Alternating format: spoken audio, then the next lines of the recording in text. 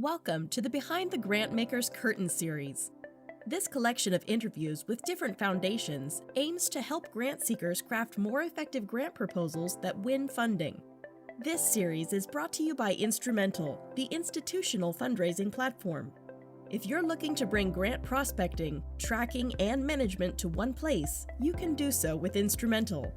On average, nonprofits apply for 78% more grants within a year, helping them win more grants.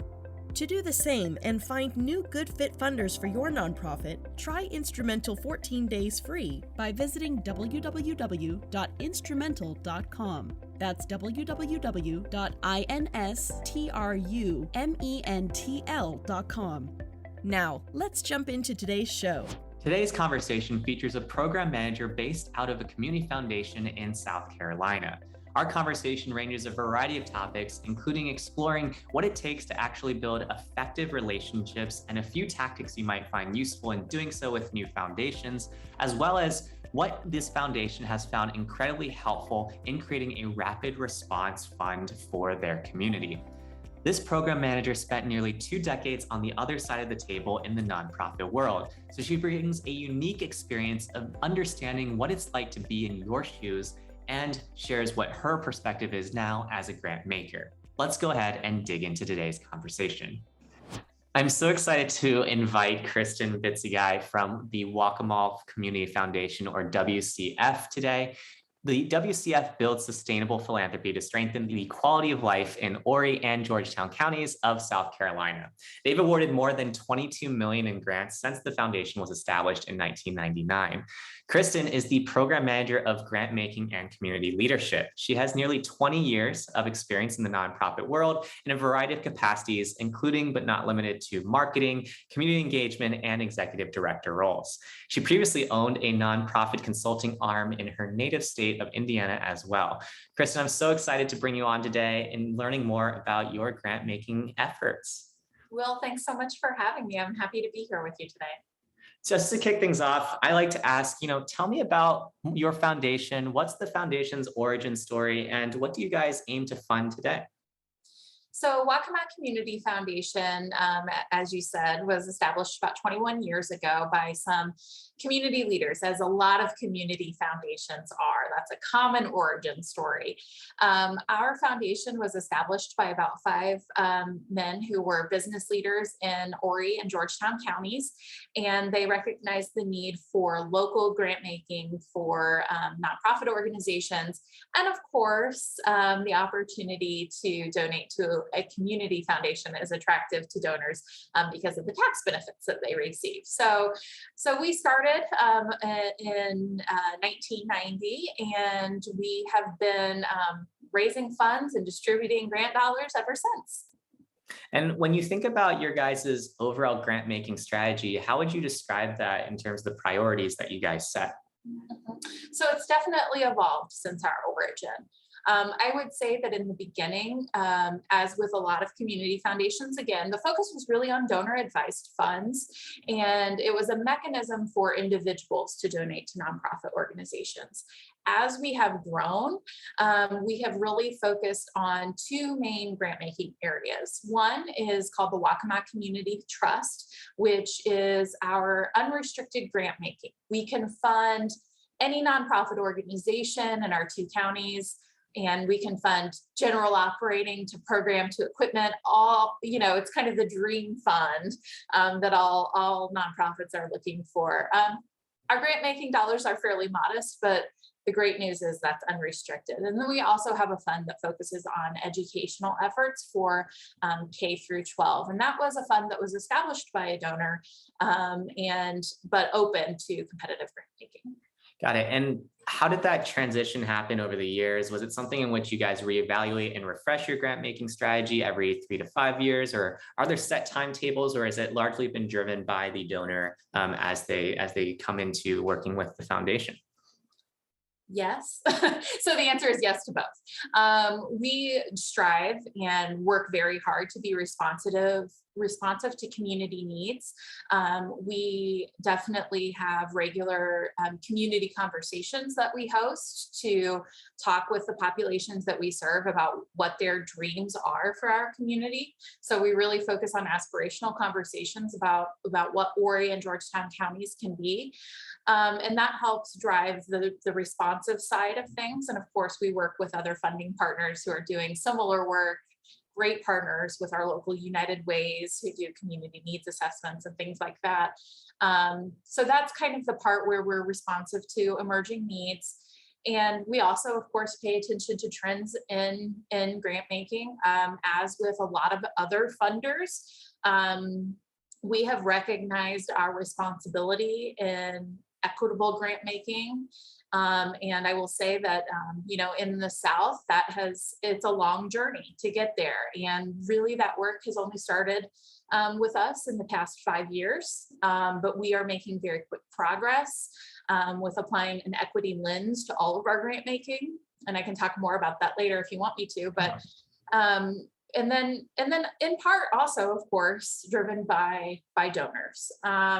We are working very hard to raise more unrestricted funding, because we really award between $100,000 and $150,000 in unrestricted grant making every year.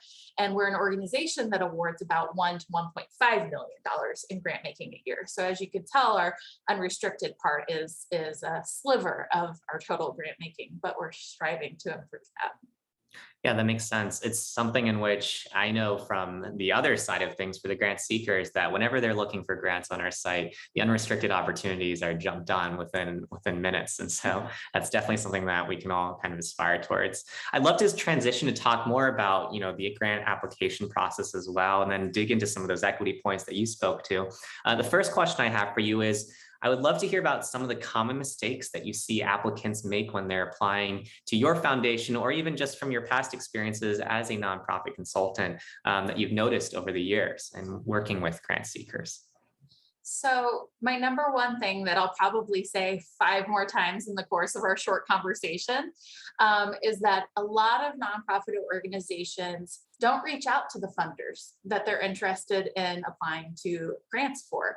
And every grant maker that I know personally in my native state of Indiana and here in South Carolina and a few throughout the country, we all want nonprofit organizations to reach out to us with questions about our application, to make sure that they're a good fit for the fund that they're applying for, and for technical assistance as well. I know you guys at Instrumentl focus on small to medium-sized nonprofit organizations, and that's really where my heart and passion is, and oftentimes where our funding goes to as well.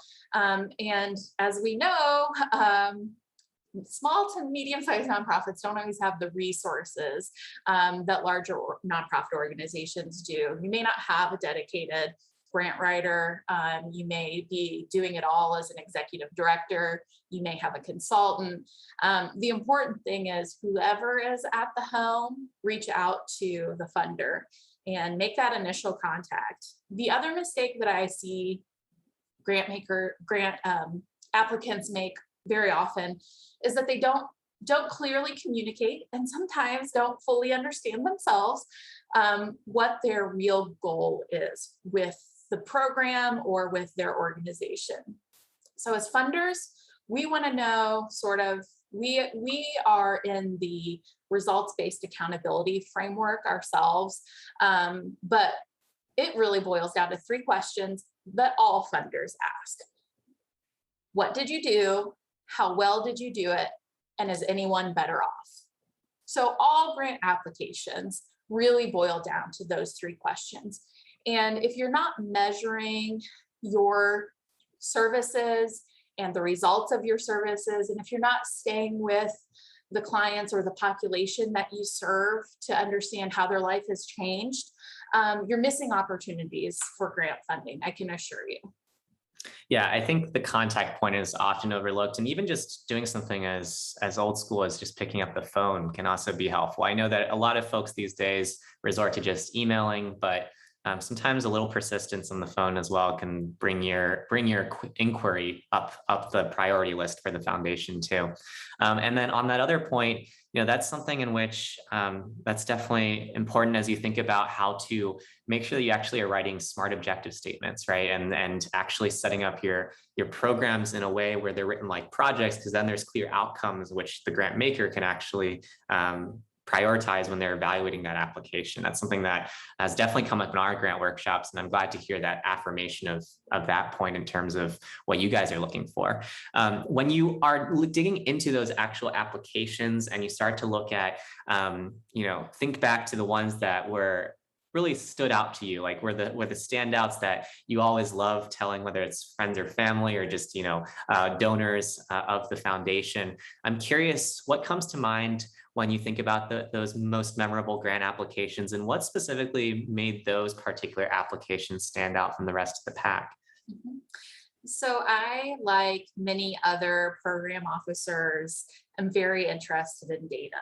And I know it's not the most attractive part of writing a grant, but we as program staff are definitely interested in what data you have collected and what data you will be collecting. And if data is missing from your application, it's a scary thing for program officers to fund. But we work with review committees that are made up of community members, and they want a lot of them, not all of them. Some of them want the data, but a lot of them just want the warm fuzzies. And so the applications that stand out the most to me are the ones that can use the data to help tell the story of the warm fuzzies that that organizations like to share, because we all know that people are more likely to give when you're able to provide a personal connection to the work that you're doing. But from a foundation viewpoint, those warm fuzzies don't mean as much if you don't have the data that backs it up. So it's not the sexiest answer that's ever been given to this, I'm sure, but it is very truthful. Would you lead for your specific community foundation with the numbers and then the story, or would you lead with the story and then make sure that the data is there within the story? I really like the approach of weaving data into the story. That's the approach I always took as a grant writer. I called it metric-based storytelling. You've heard the term data-driven. I mean, there's all sorts of things to share, but I think what I always strive to do as a grant writer and what I look for as a grant maker, what really impresses me is when you're telling a story and you're using the data to say, this person is one of 25% of the population, or whatever the data is, weaving it throughout so that you're not just looking at a chart of facts and figures, but it's used as a part of storytelling is beautiful. It's hard to do, but it's beautiful when it's done well.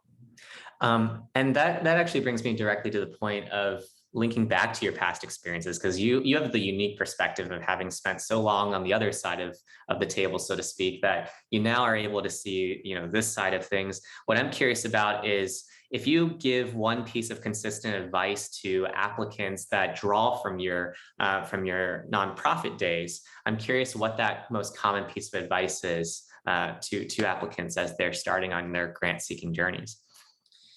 Well, I think the thing that I strove to communicate to my clients when I was a consultant, and the thing that I strive to communicate to the nonprofits that I serve now at the foundation, is that I am a regular person. Grant makers are regular people.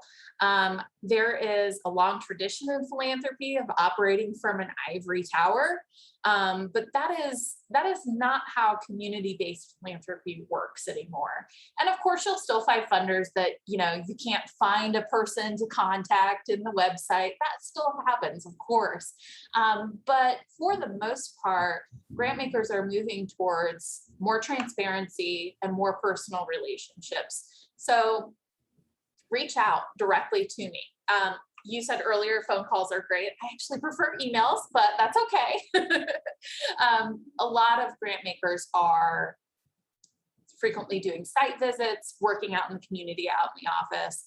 So I prefer email, but either way, it doesn't matter. Just reach out, introduce yourself. You may not even have a funding opportunity necessarily at that point, but reaching out and introducing yourself and saying, hey, can I add you to my newsletter list? Can I keep you posted on, upcoming projects? That really goes a long way to start building that relationship. And I think oftentimes you are so task oriented at a nonprofit organization, right? You have to just get the next thing done.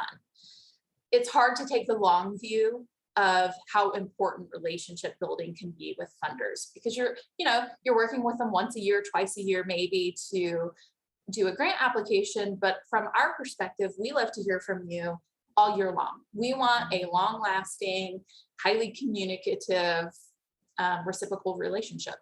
Before we head into the second portion of today's conversation with Kristen Bitzegaio, the Program Manager of Grantmaking and Community Leadership at the Waccamaw Community Foundation, we wanted to take a moment to tell you about Instrumentl. Instrumentl helps you bring grant prospecting, tracking, and management into one place to help you find and win more grants. Nonprofits that use Instrumentl apply for 78% more grants within a year of using us. So if you'd like to give us a try for yourself, you can check us out at www.instrumentl.com. In the case where you'd like to save $50 off your first month, you can use the code Foundation50 for having listened to this episode. Now, back to the show.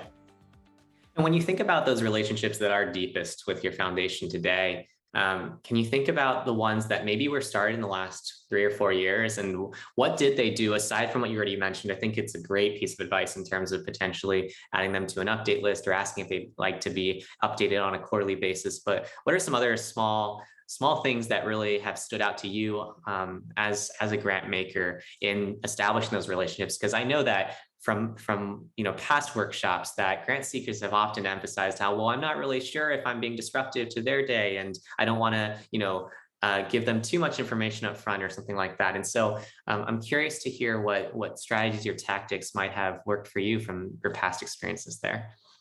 The first thing I would say is that if you're only going to grant makers when you're making an ask, you're missing lots of opportunities.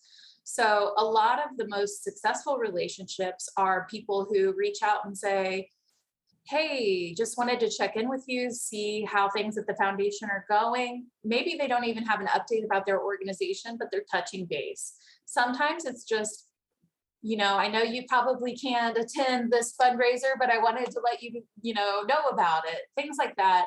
It doesn't, if you're only coming to me with, your hand open, then it's hard to get to know you as a nonprofit organization. And my job as a program officer is to help the committee make decisions about allocations. And so if I don't know very much about your organization outside of what you've written in your application, it's a real challenge for me to advocate for you during committee meetings and discussions. So the better, the more communicative you are, the better. Now, I have had people in the past who are sending me daily to weekly emails that are all marked urgent. And that's a great way to get lost in my inbox because I open it up and I see, oh, not urgent, not important, and not related to anything that I have to do. So specific targeted emails, phone calls, whatever the case may be, are always really appreciated. And I think oftentimes we focus as nonprofit organizations on only communicating the specific needs that we have at a given moment. Whereas if we as a foundation understand your organization holistically, we can maybe find other opportunities for funding that you're not aware of, help you connect with community partners. It just deepens, strengthens, and improves the relationship that we have. Totally. And I think the key takeaway is that starting point. It's, you guys are human as well. It's just like if you were to stay in touch with somebody else in, in your network or in your good friends, and just keeping them in the loop, right? It's nothing overbearing or anything like that. It's being tactful with your communications. And speaking about that evaluation criteria, I'd love to shift gears a little bit and talk about how does your foundation approach proposal evaluation? And I'm also curious to hear how that's changed over the years, since you mentioned that there's been a greater focus towards equity in the last few years. And so I'd love to hear about just overall how proposal evaluation looks today. Sure. So to begin with, one of the things that we focused a lot on is making our decision-making process very transparent. I post on our website what our rubric is. So you can actually go to our website, download our rubric and say, okay, the committee is going to be asking themselves these questions. Am I answering these questions in my application? Now, if you only look at the application, you probably won't have that full context. But if you actually look at the rubric that we share, you know exactly what the committee is asking themselves and what criteria they're using for decision making. And we really keep our criteria very basic. We kind of have 4 main areas. It's pretty simple, really. We try to keep it simple. And we have, over the past 2 years, worked an equity lens into our decision-making process. So on the application, we ask directly to the nonprofit organizations what work they're doing in diversity, equity, and inclusion. We want to know where they are in the journey, because we understand, we just recently started this journey. So we understand other organizations may be in kind of beginning phases, and that's okay. That doesn't eliminate you from funding. What raises red flags is when you have no comment, or you say that there's no current work being done in that area. For us, equity in each organization we fund is important. And to that end, we also ask demographic informations. Everybody's used to demographic information about the clients that they serve, the population that they serve. But we also focus on what's the demographic makeup of your staff and of your board of directors. Does your leadership team accurately reflect the community that you're serving?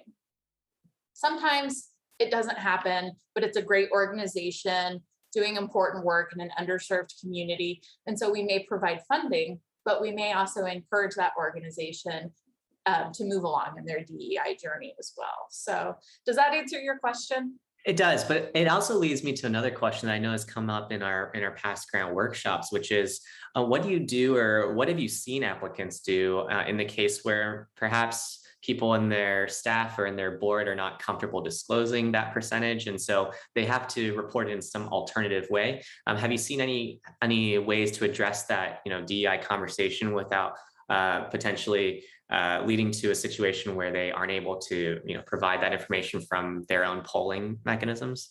So we have certainly seen the problem of organizations not being able to report on the data. Generally, we don't have anybody who's choosing not to report on the data. What we see is that they're just not collecting the data from their populations. Now, generally, they can report out from their staff and their board, but sometimes client populations are difficult to report out on. And in that instance, we just request that it's a best guess situation, and that you let us know that it's a best guess too. Don't report it as these are the numbers, but let us know that this is a best guess, and then we would encourage you to build on a mechanism to begin collecting that information. Mm-hmm. And something that I was wondering about as well, in just your overall evaluation process, is where budgets fall into that, and what makes an effective budget versus an ineffective budget. Budgets I find are often something where people struggle with that portion of the application. So I'd love to hear what you guys really emphasize or look out for at a high level when it comes to effective budget setting in the proposals. Mm-hmm.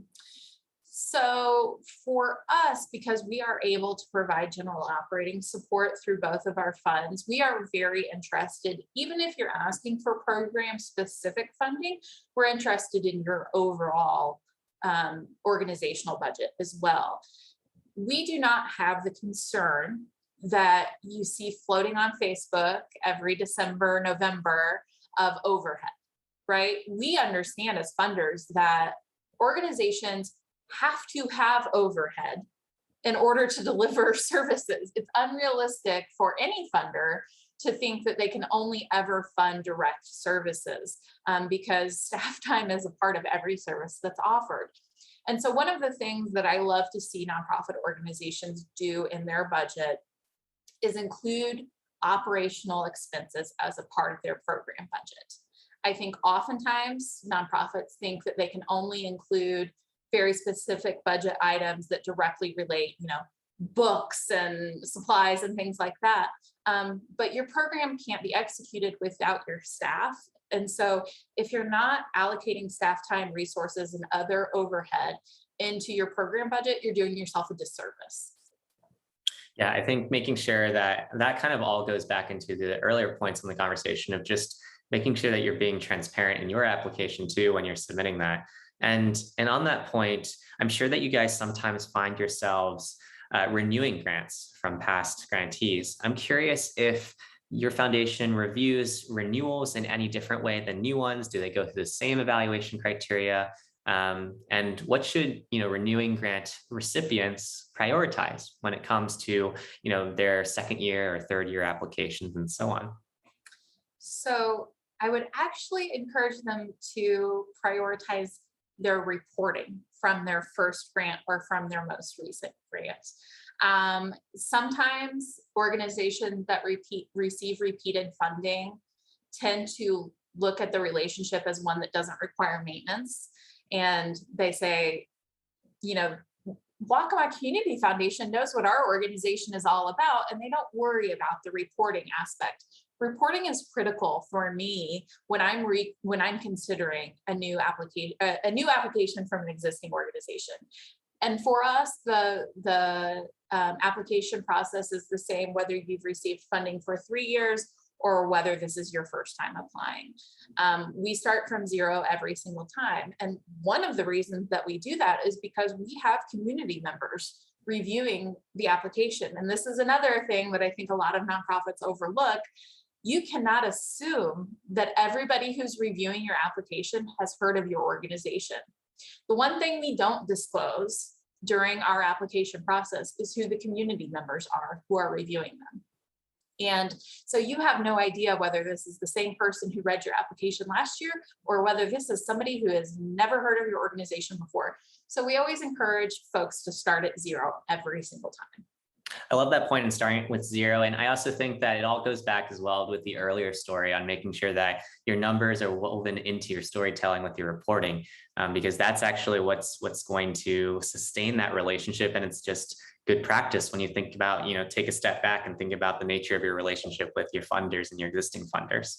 I know we spoke briefly before we started this interview around some of the disaster relief funds that you've been doing. I'd love to talk a little bit more about that, as well as just what you've noticed in terms of trends emerging when you see, when you evaluate like how things are going between grant seekers and grant makers in a post-COVID world, and just the overall landscape of things since we had such a, black swan situation occur last year. Yeah, and it's still occurring, right? And we're doing our interview in September of 2021, right? And we are still really administering COVID relief and recovery dollars and still focusing on those efforts in our communities. And there was a moment where we thought, hey, we might be able to back off of this and return to normal operations, but it became very quickly apparent that that was not a possibility. And so for us, COVID is a part of our disaster relief and recovery, but as we live on the coast, hurricanes and flooding are huge problems for a coastal community. And so we have established a rapid grant program that I would encourage every foundation.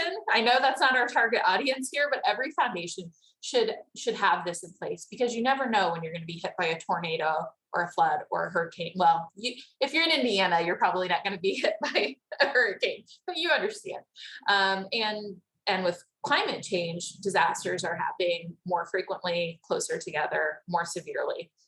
And so if you're working with a funder who doesn't have a disaster program, ask them about it. Ask them if that's something they consider doing. Because our rapid response has been really critical in forming that relationship with with the nonprofit organizations.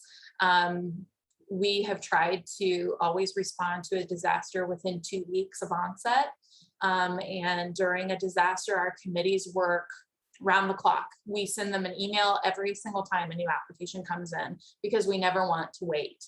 And so I think in a lot of ways it has forced familiarity, which is a great thing. That's what we want. But it's required higher levels of communication from the nonprofit organizations to say, I know that last week we asked for XYZ, but we see now that the emergent need is something else. And so can we be flexible in how we allocate grant dollars? And so it's really allowed us to work with nonprofits much more closely about what their nimble needs are, which that's the ideal relationship for us all the time. Sure. And for our listeners, the ones that are potentially find themselves in a case where they might need to use a rapid response, opportunity, what advice would you give them in terms of preparing for that ahead of time, right? So disaster preparedness on the other side of things from just a grant proposal standpoint. Yeah. So most nonprofit or most foundations, particularly community foundations, have a list of organizations that are pre-approved for funding. That means they've been vetted at a staff level. They've been approved just on the basic level of, yes, they're eligible for grants. Go through that process with your foundation. United Ways are a little bit different, but community foundations, private foundations often have that sort of pre-approval list. And so we encourage you to say, hey, this is what we think we could do in any given disaster, and we want to make sure that we're eligible for funding, and then let the program staff take it from there. But I would definitely encourage you in what we call blue sky times to reach out and have that communication with a funder. And of course, have your own organizational disaster plan. Know what you as an organization are going to have to do in response to a disaster. That way, you know what needs to be in place for you to really quickly execute services. Sure, makes sense. And the last question I'd have for you today is if you have any final thoughts that you think would be helpful to share with helping out our grant-seeking audience. So I know that I've said it many, many times, but relationships really are key. And I can't overemphasize that enough. The other thing that I would like organizations to know is that we take a sort of long view of a nonprofit organization.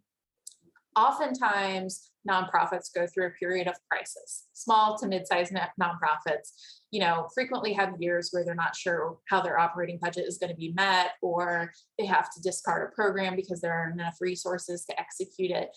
And don't be afraid of communicating that with your potential funders or your existing funders. We cannot help you solve a problem if you do not communicate that problem.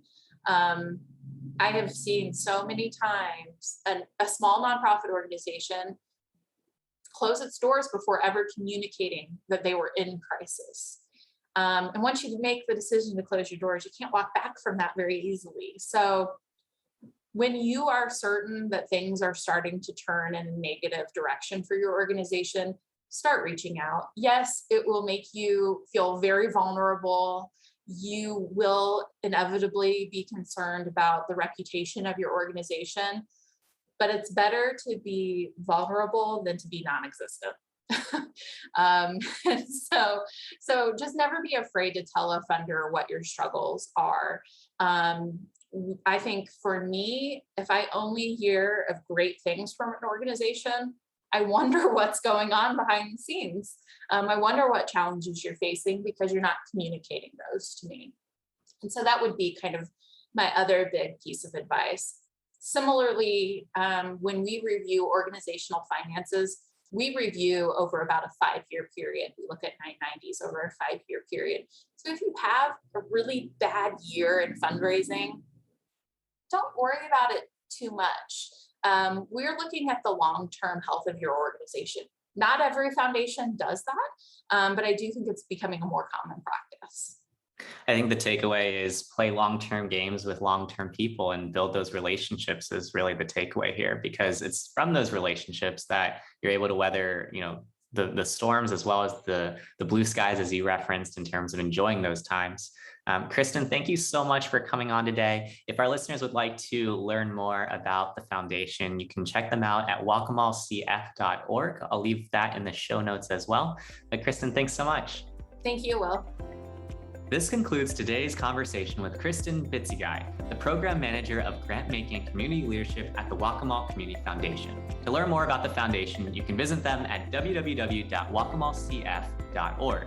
In the case where you haven't already, you can also listen to more foundation interviews by checking out the other episodes in this mini-series. And lastly, if you haven't already tried out Instrumentl for yourself, you can do so by visiting www.instrumentl.com to create an account for 14 days and get personalized grant recommendations for your nonprofit.